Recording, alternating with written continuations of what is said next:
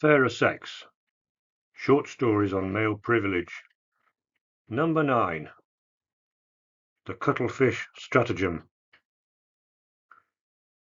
No, leave it on, said Alma. This is getting really interesting. We'll be late for the demo, said Francis, returning to the sofa. In a minute. The cuttlefish, said David Attenborough, are gathering to breed. The male approaches a female. He is twice her size. The female draws in her tentacles submissively, then joins the harem beneath him, which he guards jealously. He keeps the smaller, weaker males away by brute force. Typical, tutted Francis, rolling his eyes. Toxic masculinity. Shh, said Alma. But wait, cautioned David Attenborough. One of the weaker males has a party trick. He draws in his tentacles just like a female. His body even counterfeits the marble patterning of the female. Using this devious drag act, he slips underneath the dominant male to join the harem. The big guy thinks he's admitted another female, but underneath him, the sneaky cross-dresser is having quite a party. Serves him right, said Francis. The knucklehead thinks he owns the females, just like men do. Isn't that fascinating, said Alma. The males are twice the size of the females. Hold up your hand. What for? Just hold your palm up like this. Look, my hand is the same size as yours. That's why I can't wear one of your shirts. They're too small for me. The bigger the man, the greater the risk he is to women. That's one of the many reasons why I'm a male feminist. I support women because of the ever-present risk of male violence. Not from you, said Alma. You're too small. Come on, let's go. Alma turned the television off.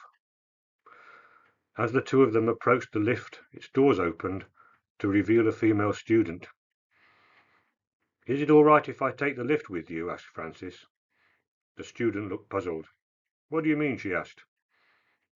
Only my girlfriend will get in, if it'll make you feel safer. I can wait, or take the stairwell instead. Just get in, said Alma, pushing him into the lift. They left the student hall of residence and entered the walkway which took them directly to College House, outside of which there was a demonstration. The problem was this: a showing of The Red Pill, a documentary about the men's rights movement. The title was taken from the science fiction film The Matrix. A red pill meant that you learned the truth, unsettling though that was. A blue pill ensured happiness, but at the expense of ignorance. Radical feminists claimed that men's rights were a hate movement, that the film was misogynistic propaganda, and that in the interests of inclusivity and tolerance for all, no one should be allowed to see it. Around 50 students, both men and women, were milling around the entrance to College House. They were carefully corralled by security. Some men wore T-shirts bearing the words "Male Feminist" or "This is what a feminist looks like." Francis had "Socialist Feminist" on the front of his T-shirt and "Feminist Socialist" on the back. Placards read, "Stop bigotry, the future is female," or "Men's rights are fascist rights," or "Women have no voice." When attendees began entering College House, the screams grew louder. One of the attendees, a man in a rugby shirt, stopped to talk to the demonstrators. "Have any of you seen the film?" he asked. "Rape apologist," shouted Francis. The man in the rugby shirt just laughed. "Come on, I'll even pay for you to go in," he said. "Why not watch it, then make up your own minds?" "Men are trash," shouted Francis. "Smash the patriarchy." The man in the rugby shirt again laughed. "Do you even know what the film's about?" he asked. "The future is female," shouted Francis. The man in the rugby shirt again laughed. "Okay, buddy, if you say so," he said. End violence against women, shouted another male feminist at the back. He had the wherewithal to end it, namely, a milkshake. Look out, said the man in the rugby shirt. He grabbed Alma's arm and jerked her aside. The airborne milkshake struck Francis full on the face. That's what they call collateral damage, laughed the man in the rugby shirt, who then entered College House. When the screening started, the protesters adjourned to the bar in the Students' Union. Several of them with drinks in hand stood near the bar. What do you think about friendly fire? Asked one of the radical feminists, looking at Francis. She pointed to the milkshake on his shirt. Oh, I'm glad you asked that, replied Francis. I was waiting for a cue to speak. As a man, I prefer to remain silent until a woman has spoken to me. I don't just chime in. Men believe it's their natural right to talk over women. Men are hardwired into thinking they're superior. That's why, as a man, I try to take up less space. Several looks passed between the assembled women, which Francis noticed. They were appreciative of his women-centered viewpoint, no doubt. Guys are such assholes, he continued. I don't like the way they talk about women. I don't generally get into the lift with a woman, for example. I wait my turn. You can't expect women to share a lift with a man, for obvious reasons. You don't pose much of a threat, said a radical feminist. You're even shorter than Alma. Look at your biceps. There's hardly any of you here. Even so, said Francis, men have subjugated women since the beginning of time. They should atone. Several more looks passed between the women. Presently Alma and another woman got up to visit the lavatory. When they returned to the bar, they encountered a man in the doorway ahead of them. It was the man in the rugby shirt. He held the door open for them. Ma'am, he said as Alma passed him, tilting his head forward slightly. Alma looked up into his face. About 6'4", she thought. She saw his chiseled jawline and broad shoulders. The rugby shirt, stretched slightly across his chest, revealed his pectorals. They said thank you and smiled up at him. The three of them chatted as they returned to the bar. This is Leo, said Alma, introducing him to the others. We don't need you here, said Francis, frowning and looking away from Leo's face. The same applies to you, said Leo, laughing. We're both trash, remember? The red pill is trash, said Francis. It's the work of misogynists. Actually, said Leo, the director of the red pill was Cassie J, a human of the female persuasion. When she started out, she thought she was making a documentary about a misogynistic subculture, then changed her mind, hence the title. She has internalized misogyny, said Francis. That's why she's not aware of her mistake. But because she's a woman, she won't have a big audience. That's because men are socialized to value the words of men far more highly than those of women. I know I always get a better hearing than if a woman said the same thing. Oh, yeah, said Leo. Whenever I hear something that makes sense, I immediately disregard it if a woman said it. He said this winking at Alma, who smiled back. Don't you think you should lighten up a bit? I'll lighten up when there's no more violence against women, said Francis, pointing to the message on his T-shirt, partly obscured by a milky residue. Men have all the power and privilege.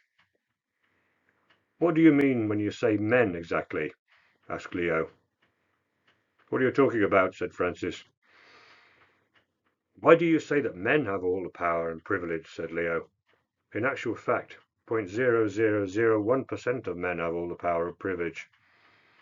It is fallacious to compare 100% of women to 0.0001% of men.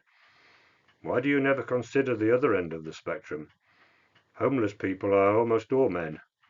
Several times more men than women kill themselves.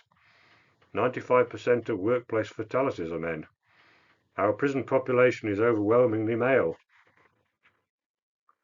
That's because men commit the most serious crimes, said Francis. Men are convicted of indictable offences 6 times more often, said Leo, but there are 20 times more of them in jail.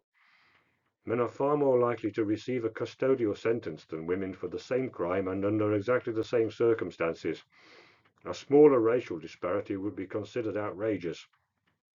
Well, obviously, said Francis. Women suffer more from imprisonment than men. A 1-year sentence for a woman is therefore equivalent to a 5-year sentence for a man. Equality doesn't necessarily mean treating men and women the same way. It can also mean treating them differently. Anyway, women have a lot more to fear from men than the other way around.